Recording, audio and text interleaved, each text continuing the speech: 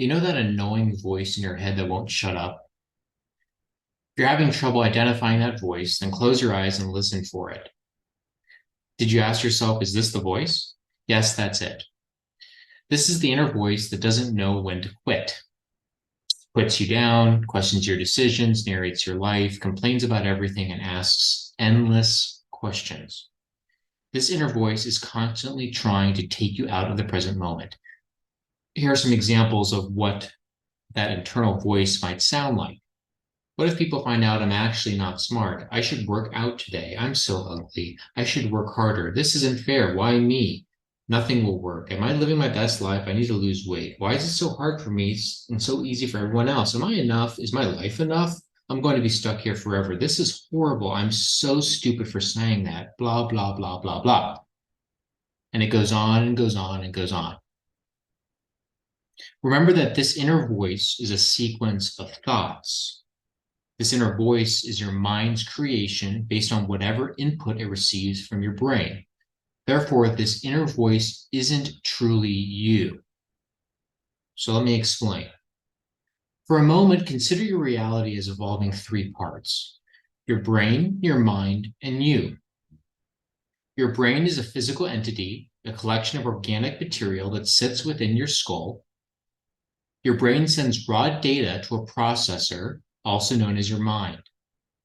Now, your mind receives this raw data and it filters, edits, and manipulates the data so that you can understand it. You are just you. You are the one observing and experiencing what your mind does with the raw data it receives. Now, this is a very important concept. So you are the one who is aware of your thoughts, but you are not your thoughts. This is a different way of framing reality than believing you are the content of the thoughts themselves. So most of us struggle to separate ourselves from the mind. If we don't separate ourselves from our minds, then we run the risk of feeling personally responsible for our thoughts and the analysis of our thoughts. Mindfulness is so important because mindfulness means observing what your mind is doing and deciding for yourself how involved you want to be in that process. Now, whether or not you believe the mind is part of the brain or part of something else isn't relevant, because we are most interested in what the mind does, not what it is. So from this point forward, it would help if you started observing how your mind interacts with your brain and with you. So remember, you are not your thoughts. Technically, you're not your brain or mind either, because if you say they're yours, who is the you, right? You are experiencing. Now, you do have a mind and you do have a brain, but you are the one who's experiencing the thoughts that you have. Now, you don't have control over the thoughts that pop up, right? And then we have intrusive thoughts all the time.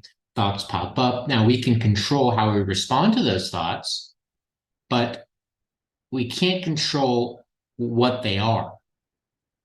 So many people struggle with intrusive and unwanted thoughts. Those are thoughts that pop up at inconvenient times and they stay there. So these annoying thoughts can cause a lot of anxiety and distress. So the marbles represent all of our thoughts, feelings, and sensations. And the spotlight represents the focus of our attention. So normally we will filter the thoughts, feelings, and sensations so we direct our attention only to those that are really meaningful and important. But many of us place significance on nearly every thought, emotion, and sensation we experience. This is because the alarm system is constantly signaling that something is wrong. So it's difficult to be mentally present when your attention is constantly being hijacked and directed to thoughts, feelings, and sensations that are useless. It's also exhausting. So this is where that mindfulness, yes, roll your eyes, is very important.